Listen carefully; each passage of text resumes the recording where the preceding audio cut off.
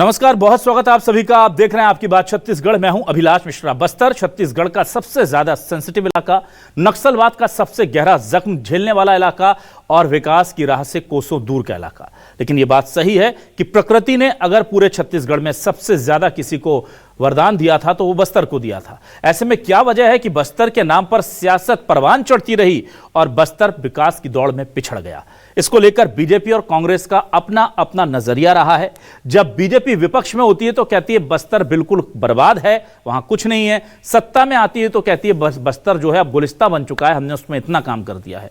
ये चाहे रमन सरकार हो या साय सरकार, दोनों दावे करते हैं। कांग्रेस जब भूपेश बघेल का समय था तो कहती थी कि बस्तर में हमने विकास की नदियां बहा दी हैं, और अब कह रहे हैं न्याय यात्रा के जरिए कि बस्तर पूरी तरह बर्बाद है, ना मानव अधिकार हैं, ना न्याय है, ना सड़क है, ना बिजली है, ना पानी है, और नक्सलवाद के नाम पर आदिवासियों पर अत्याचार है, यहाँ के खनिजों को लूटा जा रहा है। तो कुल मिलाकर के जब कोई सत्ता में होता है तो उसे बस्तर में जबरदस्त विकास दिखाई देता है, जब कोई विपक्ष में होता है तो उसे बस्तर विनाश की कगार पर खड़ा दिखाई देता है। सच्चाई क्या है? सच्चाई वो है जो बीजेपी का नजरिया बताती है, या सच्चाई वो है जो कांग्रेस आरोप लगाती है? इन्हीं मुद्दों के साथ शुरू करते हैं आपकी बात।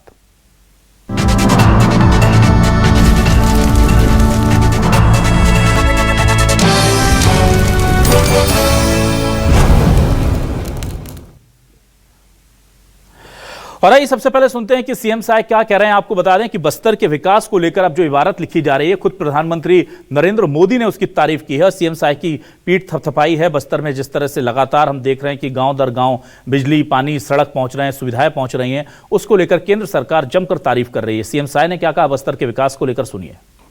हमारे जो विकास के मॉडल हैं छत्तीसगढ़ के, उसके सबने तारीफ की। और इस दौरान माननीय प्रधानमंत्री जी से भी मुलाकात हुई तो उन्होंने जो नक्सल ऑपरेशन हमारे छत्तीसगढ़ में हुए हैं उसकी सफलता के लिए उन्होंने हमको बधाई दी, और ये निश्चित रूप से उनका छत्तीसगढ़ के प्रति प्रेम को दर्शाता है। तो बस्तर ओलंपिक और बस्तर पंडुम का सफल आयोजन किया उस क्षेत्र के लोगों को विकास से जोड़ने के लिए। तो मुख्यमंत्री कॉन्क्लेव में ये बात हमने रखा, और इस प्रवास के दौरान 1650 करोड़ रुपए के निवेश प्रस्ताव भी पास हुए हैं। उधर दीपक बैज कांग्रेस के प्रदेश अध्यक्ष बस्तर से न्याय यात्रा निकाल रहे हैं। किरंदुल में आज उन्होंने न्याय यात्रा का आगाज किया है और वो बस्तर के लोगों की आवाज उठाने की बात कर रहे हैं। क्या आरोप लगा रहे हैं साय सरकार पर, सुनिए। कोई सरकार ने बेच दिया आर्सेलर मित्तल को, इस सरकार ने आयरन ओर को बेच दिया और बीजापुर के कोरंडम की खदानों को बेच दिया। इस तरह से पूरे बस्तर में ये सरकार निजी उद्योगपतियों का रेड कारपेट बिछा रही है ताकि नक्सलियों के सफाई के आड़ में अपने चहेते उद्योगपतियों को यहाँ के माइंस दिया जाए। इसलिए इसके खिलाफ में, निजीकरण के खिलाफ में, उद्योगपतियों को हमारे माइंस को देने के खिलाफ में कांग्रेस पार्टी ने निर्णय लिया है कि जल जंगल जमीन और बस्तर के खनिज संसाधन को बचाना है। इसलिए हम आज 26, 27, 28 दिन का लगभग 42 किलोमीटर किरंदुल से लेकर दंतेवाड़ा तक हम लोग पैदल यात्रा, न्याय यात्रा कर रहे हैं। सवाल क्या है आपको दिखा रहे हैं। सवाल हमारे ये रहे आपके टेलीविजन स्क्रीन पर। बस्तर पर सियासत फिर गरमाई, पीएम मोदी को तरक्की, कांग्रेस को दुर्गति नजर आई। पीएम मोदी ने भी थपथपाई सीएम साय की पीठ, बस्तर के विकास से बदल रही तस्वीर। दीपक बैज ने शुरू की न्याय यात्रा, बोले विकास का प्रोपेगेंडा पूरी तरह झूठा। बस्तर पर कांग्रेस बीजेपी के अपने अपने दावे, विकसित हो रहे आदिवासी या रह गए अभागे? सबसे बड़ा सवाल तो यही है कि आदिवासी आखिर किधर हैं। तीन खास मेहमान मेरे साथ जुड़ रहे हैं। प्रदेश प्रवक्ता कांग्रेस से वरिष्ठ नेता धनंजय सिंह ठाकुर साहब हमारे साथ जुड़ रहे हैं। बहुत स्वागत करूंगा धनंजय जी आपका। प्रदेश प्रवक्ता और वरिष्ठ नेता बीजेपी से राजीव चक्रवर्ती साहब जुड़ रहे हैं। राजीव जी बहुत स्वागत है आपका भी। और वरिष्ठ पत्रकार के तौर पर उचित शर्मा जी हमारे साथ जुड़ रहे हैं। उचित शर्मा जी बहुत स्वागत करता हूं आपका भी। सबसे पहले धनंजय ठाकुर साहब आपके पास आता हूं। धनंजय ठाकुर साहब, एक तरफ पीसीसी चीफ बस्तर में जाकर के न्याय यात्रा का आगाज करते हैं और दूसरी तरफ पीएम मोदी साय सरकार की पीठ थपथपाते हैं बस्तर को लेकर, नक्सलवाद के खात्मे को लेकर, विकास की बयार को लेकर। यह दुविधा है, लोग समझ नहीं पा रहे हैं कि आखिर चल क्या रहा है। बस्तर में विकास हो रहा है या बस्तर में विनाश हो रहा है? आखिर सच्चाई क्या है? देखिए अभिलाष जी, प्रदेश कांग्रेस अध्यक्ष दीपक बैज जी जो है बस्तर के जल जंगल जमीन को बचाने, जो आदिवासियों का जिसमें हक और अधिकार है, उसके लिए न्याय यात्रा निकाल रहे हैं।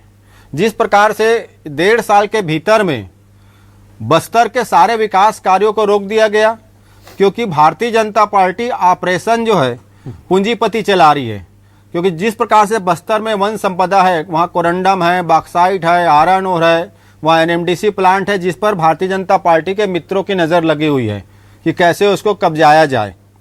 और स्वाभाविक बात है, बस्तर में जिस प्रकार से इन सब चीज़ों पर कब्जा करने की बात हो रही है, तो उसको वो क्योंकि वहाँ के आदिवासियों का है, वहाँ के मूल निवासियों का है, उसको बचाने के लिए दीपक बैज जी न्याय यात्रा निकाल रहे हैं। और जिस प्रकार से 1.5 साल के भीतर आप देखते हैं कि बस्तर में 40,000 से अधिक युवक और युवती पलायन कर गए रोजगार के संकट के चलते। बस्तर में आप देखें जिस प्रकार से मनरेगा के काम बंद पड़े हुए हैं। बस्तर में आप जिस प्रकार से देखते हैं कि शिक्षक नहीं है, क्योंकि वहाँ के जो शिक्षक हैं उनको सरकार ने नौकरी से हटा दिया है। बस्तर में जिस प्रकार से एक बार फिर स्कूल बंद होने की समस्या सामने आ रही है, बस्तर में बिजली की समस्या आ रही है, बस्तर में हर प्रकार के स्वास्थ्य की समस्याएं आ रही, क्योंकि अभी देखें कुछ दिन पहले मलेरिया के चलते वहाँ बहुत सारी बीमारी फैली थी। तो जो कांग्रेस की सरकार ने बस्तर के विकास के लिए जो काम किया था, सारे काम अवरुद्ध हो चुके हैं। बस्तर की जनता भयभीत है कि उनकी संपत्ति को चंद पूंजीपतियों को देने का जो साजिश किया जा रहा है, इसलिए बस्तर की जनता की आवाज कांग्रेस के प्रदेश दीपक बैज जी उठा रहे हैं। और आपने कहा कि नरेंद्र मोदी जी ने पीठ थपथपाने काम किया है, तो मैं इसमें इतना ही कहूंगा कि मोदी जी की जो मंशा है यहाँ के जल जंगल जमीन खदानों को कुछ पूंजीपतियों की सौंपने की, उसको बेहतर तरीके शायद मुख्यमंत्री शाह जी पूरा कर रहे होंगे, इसलिए पीठ थपथपा रहे हैं। अगर मोदी जी पीठ थपथपा रहे मतलब इस बात को नकार रहे हैं, इस बात को स्वीकार नहीं कर पा रहे कि बस्तर के विकास करने के लिए यहाँ की सरकार नाकाम हो गई है। और जो विकास का दावा किया जाता था, जो विकास के बातें कही गई थी बस्तर के लोगों के साथ, वो पूरी तरीके से सिगोहा हो गया, क्योंकि वहां पर कुछ भी नहीं है। सुशासन तिहारे मना रहे हैं और राजधानी रायपुर में पत्रकारों के साथ गुंडागर्दी होता है सरकारी अस्पताल में। तो ये समझ सकते हैं सरकार सिर्फ पूंजीपतियों को समर्पित है, आम लोगों से कोई लेना देना नहीं इसको। ठीक है, राजीव चक्रवर्ती जी आपके पास आता हूं। राजीव जी, एक तरफ दिल्ली में विकास की तस्वीर दिखाई जा रही है और बस्तर में न्याय यात्रा निकाली जा रही है। अब बस्तर के विकास को लेकर के बहुत गंभीर आरोप लगते हैं, खासतौर से यहाँ के मिनरल्स को, यहाँ की संपदा को लेकर, क्या कहेंगे आप? देखिए, कांग्रेस पार्टी ने भी अच्छा बलिदान दिया झीरम घाटी में, और भारतीय जनता पार्टी ने भी बलिदान दिया नक्सलियों को हटाने के लिए, लेकिन वो आत्मबल और वो आत्मशक्ति नहीं थी कि किस प्रकार से हटाया जाता। तो हमने दोनों तरीकों से, बातचीत के तरीके से और ऑपरेशन करके नक्सलवाद का सफाया करने के हम करीब करीब पहुंच चुके हैं। अब उसके बाद चरणदास महंत जी और कांग्रेस अध्यक्ष कहते हैं कि हमें शक है कि नक्सलवाद को इसलिए हटाया जा रहा है ताकि रेड कॉर्पेट के जरिए इनको हटाया जाए। तो क्या हम बस्तर को बदहाल स्थिति में छोड़ दें, जैसे कांग्रेस के मित्र कहा करते थे 90 के दशकों में कि अगर आपको काला पानी जाना है तो आइए बस्तर जाइए? यानी वो कहते हैं कि बस्तर काला पानी। हम नहीं कहते, हम कहते हैं कि बस्तर की विकास की तस्वीर और तकदीर बदलनी चाहिए। और बिल्कुल जब नक्सलवाद हटेगा तो भारत के देश, जैसे आज हमसे पूछते हैं कि क्या हम रायपुर आ जाए नक्सल मारेंगे, तो नहीं। तो ये जो बदनाम कर दिया गया छत्तीसगढ़ को और बस्तर को, उसको हटाने के लिए वहाँ पर बिल्कुल रेड कॉर्पेट हम बिछाएंगे।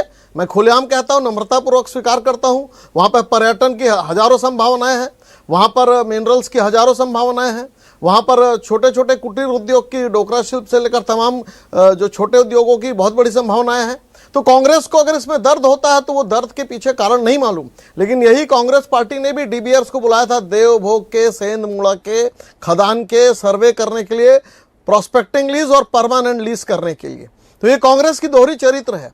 और कांग्रेस के अध्यक्ष न्याय यात्रा निकाल रहे हैं। अरे अपने साथ तो न्याय नहीं कर सके, 5-5 चुनाव में वो फिसड्डी साबित हुए, हार पर हार। विधानसभा हार गए उनके नेतृत्व में, लोकसभा हार गए, त्रिस्तरीय पंचायत चुनाव हार गए, नगरीय निकाय हार गए। तो अपना न्याय तो कर नहीं सके, अपने पार्टी के साथ न्याय नहीं कर सके, तो अपने आप को कुछ कर दिखाने के लिए वो न्याय यात्रा कर रहे हैं। ये न्याय यात्रा नहीं है, राजनीतिक नौटंकीबाजी है। बस्तर की बयार बदली जाएगी, आपके चैनल के माध्यम से मैं स्वीकार करता हूं। और हमारी कोशिश है, हमारे कांग्रेस के मित्र भी साथ दे। बहुत हो चुकी ये बस्तर, काला पानी, और हरा बस्तर रहेगा, हरियर बस्तर रहेगा, और सुंदर और शानदार बस्तर बनकर रहेगा। चलिए ठीक है, उचित शर्मा जी आपके पास आता हूं। उचित शर्मा जी, कांग्रेस की बात सुनता हूं तो लगता है बस्तर को लूटा जा रहा है, बस्तर में कुछ नहीं हो रहा है। बीजेपी की बात सुनता हूं तो लगता है सब कुछ बस्तर में ही हो रहा है। सर आप मुझे बताइए किस पर यकीन करूं? देखिए, ये सब केवल राजनीतिक, आप जो जितने भी चीजें हैं ये राजनीतिक हो रही है। नो डाउट कि मैं इस पे कहूं कि अगर आप ये जो श्रेय दे रहे हैं विष्णुदेव साय को केवल कि नक्सल खत्म करने का, तो मैं इसमें नहीं मानता।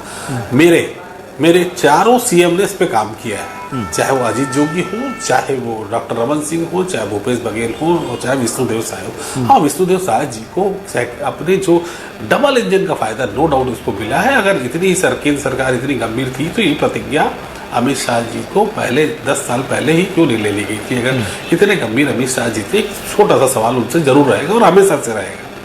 डबल इंजन का फायदा मिला है विष्णुदेव साय का, इन्होंने भी प्रयास किए। नो डाउट कि नक्सल खत्म हो रहा, आपके हमारे सबके लिए, छत्तीसगढ़ के विकास के लिए ये बहुत जरूरी था।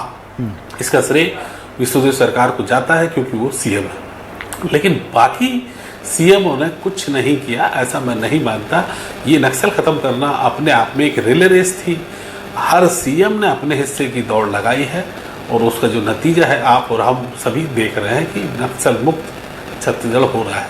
विकास में जो बाधक था वो अब उतना नहीं रहा, वो ऑलमोस्ट खत्म की हो रहा है। विराज जी, रहा राजनीति इसमें तो ये कहें कि राजनीति आप देखिए दोनों ही सरकार, एक सरकार आप देखिए पूरा पेशा कानून से जुड़ा, अगर हम बस्तर की बात कर रहे हैं, आदिवासी की बात कर रहे हैं, तो हमको पेशा कानून की बातें करनी पड़ेगी। एक सरकार ऐसी थी जो पेशा कानून लाई ही नहीं, लागू ही नहीं किया। पिछली सरकार ने पेशा कानून लागू किया। लागू भी कैसा किया आप देखिए, बड़ी महीन चीज पे, इस पे आपकी मेरे एक बार चर्चा भी हुई थी, शायद आपको याद होगा, कि पेशा कानून भी लाए। आखिर वो आदिवासियों के हित आप चाह रहे हैं तो पेशा कानून भी लाए, ग्राम सभाओं को आपने बहुत उसमें शक्तियां दी, लेकिन बड़ी स्मार्टनेस से आपने ग्राम सभा की जीस निकाल ली, जान निकाल ली, दंत निकाल लिए, कि आपने जो ग्राम सभा थी जिसको समस्त पावर थे, आपने पहले उनकी सहमति थी उस पेशा कानून में, बड़ी स्मार्ट तरीके से उस सहमति को इन राजनीतिज्ञ लोगों ने उसको परामर्श में तब्दील कर दिया। मैं टेक्निकल पॉइंट बता रहा हूँ अभिलाष जी आपको, कि अब परामर्श आप दीजिए, ग्राम सभा परामर्श देगी, पहले सहमति असहमति देती थी, तो अब वह परामर्श में तब्दील हो गया है। अब परामर्श सरकार आपके माने या ना माने उनका विवेक है, तो बड़े स्मार्ट प्ले सभी सरकारें करती हैं। देखिए ये बात तो सत्य है, नक्सल खत्म हुआ है, वो देश से जो भी हो, विकास की गंगा अब थोड़ी सी वहाँ बहने में रहेगी और बहना भी चाहिए। नीति आयोग में जो हमारे मुख्यमंत्री जी ने कहा, नो डाउट कि बस्तर की उन्होंने एक रूपरेखा तैयार की, एक ब्लूप्रिंट उन्होंने दिया, ये होना भी चाहिए।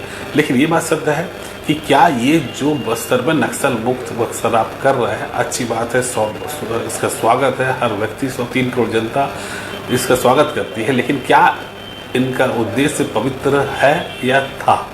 इस मंशा पे थोड़ा सा मैं सवाल उठाता हूँ। ये कॉर्पोरेट कॉन्स्पिरेसी जो हो रही है, जो आप एक दूसरे जो आपने मित्तल को दिया दूसरे को दे रहे हैं, ये आप एक श्वेत पत्र जारी कर पाएगी क्या वर्तमान सरकार कि हम इसको बिकने नहीं देंगे, प्राइवेट हाथों में नहीं देंगे, या आप किसके लिए कर रहे हैं? तो मनसा पे सवाल आज नहीं, आज से 10 साल बाद भी खड़े होते रहेंगे कि आपने नक्सल खत्म क्यों किया। जब भी नक्सल खत्म करने की बात आएगी तो आपके इस पवित्र उद्देश्य, तथाकथित पवित्र उद्देश्य की चर्चा भी जरूर होगी कि आप किस लिए दे रहे हैं। आज भी वहाँ पे ये बात सत्य है अभिलाष जी, आपको जानना जरूरी है कि हमारे दर्शकों को भी आज भी आदिवासी सरकार को अपनी जमीन देने में उसको कोई आपत्ति नहीं है। उसकी आपत्ति समझने की कोशिश कीजिए, उसे प्राइवेट लोगों को देने में आपत्ति है, चाहे वो मित्तल को जाए, चाहे अडानी को जाए, चाहे अंबानी को जाए, XYZ किसी को भी जाए, उन्हें तकलीफ है। सरकार अगर वो लेती है, अधिग्रहण करती है तो उन्हें कोई तकलीफ, तो विरोध उन चीजों का है। वाकई ये बात भी जो बैस जी कह रहे हैं उस बात को नकारा नहीं जा सकता। आज नहीं 2 साल बाद हो, ठीक है, तो जो आपके पीछे आरोप लगे हैं वो तो आपके साथ ही चलेंगे, आपकी परछाई के स्वरूप चलेंगे। तो सरकार जो है, वर्तमान की जो सरकार है, इस आरोप से भाग नहीं सकती कि आपके कॉर्पोरेट मित्र को आप ये सब फैसिलिटेट कर रहे हैं, आप जो सैनिटाइज कर रहे हैं बस्तर को, इसके पीछे आपका उद्देश्य पवित्र तो नहीं लगता। ठीक है, धनंजय जी आपके पास आता हूँ। धनंजय जी, मुझे याद है कि जब ट्रेनें लेट हो रही थी आपके समय में तो बहुत गंभीर आरोप लग रहे थे, और उसके बाद बीजेपी के समय में भी ट्रेनें लेट हुई, और बाद में पता चला कि ट्रेनें तोड़ तो रही हैं लेकिन वो वही ट्रेनें दौड़ रही हैं जो मालगाड़ी हैं, जिनमें छत्तीसगढ़ की संपदा भर भर के पूरे देश में बड़े बड़े जो प्लांट्स हैं उन तक पहुंचाई जा रही है।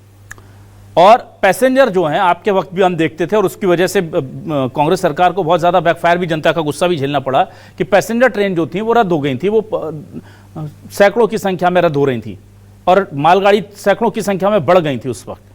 तब ये समझ में आया था कि शायद सरकार की मंशा छत्तीसगढ़ से ज़्यादा छत्तीसगढ़ की खनिज संपदा के ऊपर फोकस करने की है।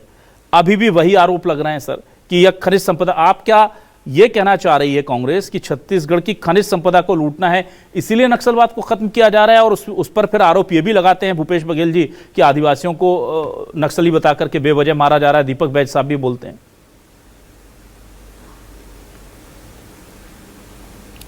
देखिए अभिलाष जी, आपने जो ट्रेन की बात कही तो मुझे पुराना इतिहास मैंने कहीं पढ़ा था कि जिस समय अंग्रेज थे भारत में, जब दौर गुलामी का था, तो मैं कहीं पढ़ा था, मुझे एग्जैक्ट तो याद नहीं आ रहा है, उस दौरान बस्तर के जो संपदा है उसको लेने के लिए अंग्रेजों ने ट्रेन की पटरियां बिछाई थी, ऐसा मैंने कहीं पढ़ा था।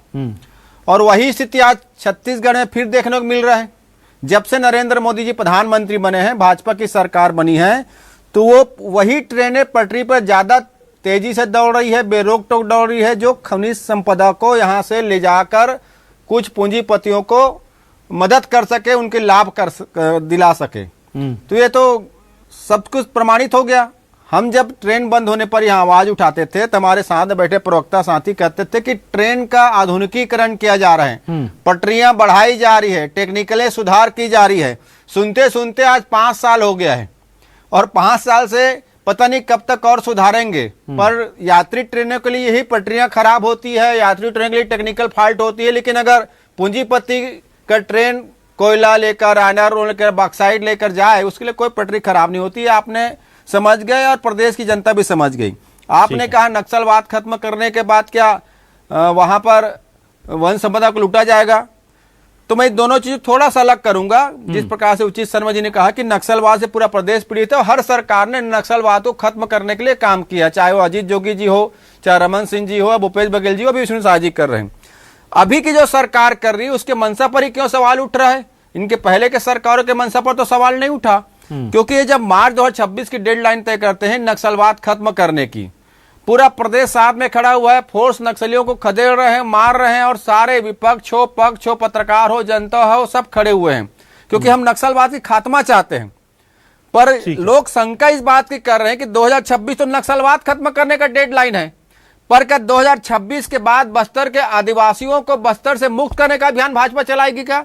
जिस प्रकार से वहां खबरें सामने आ रही है कि 2 खदान फलाना उद्योगपति को दे दिया गया, 2 खदान फलाना उद्योगपति को दे दिया गया, और भी खदानों के अलॉटमेंट की प्रक्रिया चल रही है, एनएमडीसी को भी बेचने की स्थिति बन चुकी है, परिस्थितियां ऐसी बना चुके हैं लोग। और अभी मेरे मित्र ने बड़े गर्व से स्वीकार किया कि हम बस्तर में लाल कारपेट बिछाएंगे, तो आप समझ सकते हैं इनकी मंशा क्या होगी। ये बात कर रहे थे कि वहां की हरियाली की, हरी भरी की, हरा भरा जमीन की, इसी हरा भरा जमीन को बचाने के लिए तो न्याय यात्रा निकाल रहे हैं दीपक बैज जी, और हम आदिवासियों के हक की बात कर रहे हैं और आप पूंजीपतियों के हक की बात कर रहे हैं। तो दोनों बात एक साथ कैसे होगी? हम पूंजीपतियों के विरोधी नहीं है, पर आदिवासियों के हक की बात, जल जंगल जमीन को अगर आप उनको बेदखल करके पूंजीपति को दोगे, हम बिल्कुल इसका विरोध करेंगे। ठीक है धनंजय जी। राजीव चक्रवर्ती जी, देखिए सीधी सी बात है कि जब जैसे एक आरोप आप लोगों ने कई सालों से लगाया, कई दशकों से, और वो कांग्रेस पर चिपक गया। सियासत में ये होता है, आपने बताया कि तुष्टीकरण वो करते हैं, करते करते करते देश के एक बड़े वर्ग ने माना कि तुष्टीकरण कांग्रेस करती है, जिसकी वजह से वो सत्ता से बेदखल होते होते बहुत कमजोर स्थिति में पहुंची। वैसा ही एक आरोप उद्योगपतियों का साथ देने का आप पर लगता है, और जैसे आपने कांग्रेस के ऊपर वो आरोप चिपका दिया है, ऐसे ही आपके ऊपर चिपक गया है। बीजेपी पॉलिटिकली जितनी समझदार पार्टी इस वक्त चल रही है, हर पार्टी का एक समय होता है, एक नेतृत्व होता है, एक विचारधारा उसकी उस वक्त उफान पर होती है। तो बीजेपी को ये बात समझ नहीं आ रही क्या कि हमें इस वक्त कोई भी काम ऐसा नहीं करना है कि जो लोगों के मन में ये जो बैठ गया है कि हम सिर्फ उद्योगपतियों का साथ देते हैं, वो और मजबूत ना बन जाए धारणा। क्योंकि जब भी हम देखते हैं कि बस्तर के विकास की बात आपके पास आती है, अभी भी अब जब देखा गया कि इतने साल बाद आर्मी को मैन्यूवरिंग कैंप की इजाजत मिलती है अबूझमाड़ में, वो उस इलाके में मिलती है जहां पर आसपास में बड़े उद्योग आने की संभावना है। तो भाई उसी वक्त आप आर्मी को भेजने के लिए वहां पर मैन्यूवरिंग कैंप के लिए आप जमीन अलॉट कर देते हैं, जो कई दशकों से मांग चल रही थी सेना की। 2016 में शायद 15 या 16 में, मुझे बहुत अच्छे से याद नहीं, प्रस्ताव दिया गया था। अब जाकर के हो जाता है। इसी वक्त सारा विकास कार्य होता है और उन्हीं क्षेत्रों में होता है जहां पर बड़ी बड़ी कंपनीज को जमीन हमको देनी होती है। और यहां पर इसलिए चिंता होती है कि मंशा जो है वो है क्या, आदिवासियों का, बस्तर का भला है, या वो वहां के जो खनिज है उनको निकाल लिया जाए और जो निकालने वाली कंपनी है उनको सुरक्षा और सुविधा दे दी जाए, इसलिए वहां आर्मी भी भेज दो, सब भेज दो। ये इतने पहले से क्यों नहीं हुआ? केंद्र सरकार में तो अमित शाह जी बहुत लंबे समय से हैं।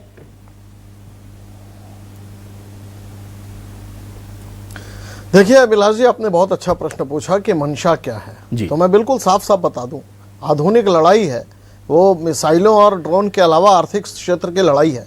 आज अगर चीन दादागिरी कर रहा है पूरे विश्व पर, अगर अमेरिका के साथ टैरिफ जो अटैक चल रहा है, और नई आर्थिक नीति सेटल में जिसमें भारत ने भी, डॉक्टर मनमोहन सिंह ने उसमें हस्ताक्षर किया था, तो नई आर्थिक नीति भी यही कहता है कि मैं प्राकृतिक संसाधनों का और जितने भी हमारे आर्थिक जो ऊर्जावन क्षेत्र है उसका हम समुचित दोहन करें, प्रबंधन करें, बिना मानव विकास को अनछुए पहलू को किए। जवाहरलाल नेहरू जी ने जापान के साथ इसी एनएमडीसी के साथ करार किया था। बस्तर में जो लोहा इसका निकलता है उसका लॉन्ग टर्म एग्रीमेंट किया था। 70 लगभग 40 साल तक एक रेट पर 17 नए पैसे, मैं पूरी तरह नहीं जानता हूँ, अस्पष्ट जानकारी है, 17 नए पैसे प्रति किलो की दर से उन्होंने 40 वर्षों तक एग्रीमेंट किया था जापान की सरकार के साथ। तो क्या हुआ कि आकाश की खदानें ढह गई या कुछ वहां पर वो हुआ। हम जानते हैं कि बैलाडीला का कितना समुचित विकास हुआ। तो यदि हमारी सरकार जो मंशा है बिल्कुल नहीं होगी वहां पर पर्यटन का, अब गोवा को देख सकते हैं, गोवा के आयरन ओर और कोल की पूरे हर जगह डिमांड है। अशोक गहलोत जी, जब भूपेश बघेल जी की सरकार थी, लगभग रुआंसे होते कहे कि हमारे पास 2 दिन का कोयला बचा है, राजस्थान बिजली विहीन हो जाएगा, कृपया करके जल्दी से जल्दी परसदा कोल ब्लॉक को देने की कोशिश करिए या छत्तीसगढ़ से कोयला भिजवाइए। तो देखिए ये तो हालात है कि हम ऊर्जा के क्षेत्र में केवल कोयला के ऊपर डिपेंड है। भूपेश बघेल जी ने कहा था एसी बंद कर दो, कूलर बंद कर दो। तो मैं मानता हूं कि आज ऊर्जा की बहुत बड़ी आवश्यकता है, और जब हम नवाचार कर रहे हैं औद्योगिक के लिए, एक नव औद्योगिक क्रांति की ओर हम बढ़ रहे हैं, जिसमें बहुत सारे अगर चिप की आवश्यकता है, कोयले की आवश्यकता है और बहुत सारे जो सेमीकंडक्टर की आवश्यकता है, हम बहुत सारी की तरफ हम 7वीं अर्थव्यवस्था थे या 4थी अर्थव्यवस्था बन चुके हैं और अगले बड़े अर्थव्यवस्था की ओर हम बढ़ना चाहते हैं। हम मैन्युफैक्चरिंग हब बनना चाहते हैं। तो क्यों नहीं हम बस्तर को भी उस दौड़ में लाएं और बस्तर के आदिवासियों बंधुओं के हित को देखते हुए, वहां प्राकृतिक संसाधनों के हित को देखते हुए कांग्रेस कितना भी आरोप लगाए, लेकिन जनता जनार्दन जानती है कि किस प्रकार से हम आर्थिक लड़ाई को लड़ रहे हैं और आने वाले समय में हम विश्व के सामने एक मजबूत अर्थव्यवस्था के साथ खड़े होंगे। ठीक है उचित शर्मा जी, बहुत कम समय बचा है, लेकिन देखिए यहां पर बात फिर घूम फिर करके आ जाती है कि एक तरफ विकास है। हमने देखा कि जब तक बस्तर में नहीं घुसी थी सरकार, चाहे वो भूपेश बघेल जी की हो जहां पर स्कूलों को खोला गया जो बंद पड़ गए थे स्कूल, चाहे वो अभी की सीएम साय की सरकार हो जहां पर जाकर के हमने करेकोटा जैसी जगहों पर कब्जा किया, वापस नक्सलियों से अपनी जमीन को छुड़ाया। तो हमने देखा कि हमने प्रकृति को बचाने के नाम पर कि हम छेड़छाड़ ना करें, आदिवासियों का जीवन भी बहुत दूभर रहा। वो नक्सलियों का तो कभी पुलिस का शिकार होते रहे, ये बात बिल्कुल सही है, इसको मानने में किसी को गुरेज नहीं है, और वो विकास की रोशनी से दूर रहे। अब जब विकास होगा तो उसकी कुछ कीमत भी चुकानी पड़ेगी। कितनी कीमत चुकानी है इस पर बहस हो सकती है, पर विकास के लिए शुरू में दिक्कतें आएंगी। ये बात सही है कि जहां पर औद्योगिकीकरण हुआ है वहां के लोगों के जीवन स्तर में बहुत बड़ा बदलाव भी आया है, लेकिन बस्तर चूंकि एक इकोलॉजिकल हिसाब से बहुत इंपॉर्टेंट एरिया हो जाता है, तो क्या हमें वहां पर किस तरह से इस बैलेंस को बनाना चाहिए सर? देखिए 5वीं अनुसूचित जाति का वो क्षेत्र है, वो वहां पे आप देखिए हर तरीके, जिस तरीके से अन्य क्षेत्र का आप विकास कर रहे हो उसको उस दृष्टि से नहीं दे जा सकता। हकीकत तो विकास की अभिलाष परिभाषाएं सबकी अलग अलग है। विकास आप किसको बोलते हैं? केवल इंडस्ट्री डालने से या माइनिंग डालने से आपका विकास होता नहीं। वहां पे आपके राज्य में बस्तरिया जो है, आदिवासी जो है, अपने आप को स्वतंत्र रहे, अपनी संस्कृति के साथ, अपनी संस्कारों के साथ वो जिंदा रहे, स्वतंत्र रहे, अच्छे से कार्य कर सके, उसके जो कंदमूल से लेके वनोपज से लेके जो उसके कार्य है उसको अच्छे से महसूस, वो फ्री महसूस कर सके। हकीकत में विकास है, वो डरा हुआ है। आप उसे एक कोलेट्रल डैमेज के नाम पे कितने आदिवासी मर गए हैं, इसकी इन बातों पर भी चर्चा और विमर्श होना चाहिए जिसके गवाह। और ये एक चीज़ और अभिलाष आपको जरूर सवाल करना चाहिए कि अगर इन नेताओं से कि जो इस क्रेडिट लेने के लिए मर रहे हैं कि इस क्रेडिट हमको जाता है, तो अगर क्रेडिट इनको जाता है तो नक्सल जितना नक्सल बड़ा है उसका क्रेडिट किसको देना चाहिए, ये भी सवाल इन नेताओं से, बहुत बढ़िया बात आपने लोगों से पूछना चाहिए।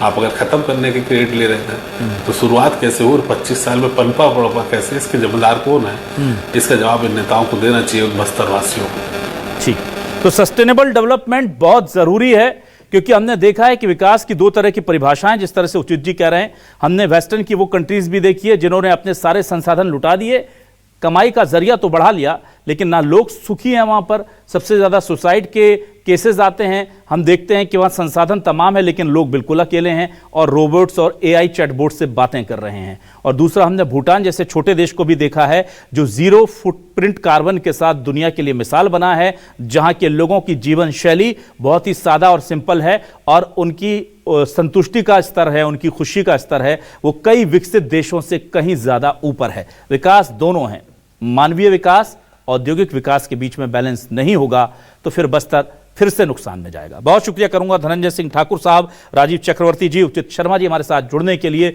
इस डिबेट का हिस्सा बनने के लिए। तमाम दर्शकों का शुक्रिया, नमस्कार।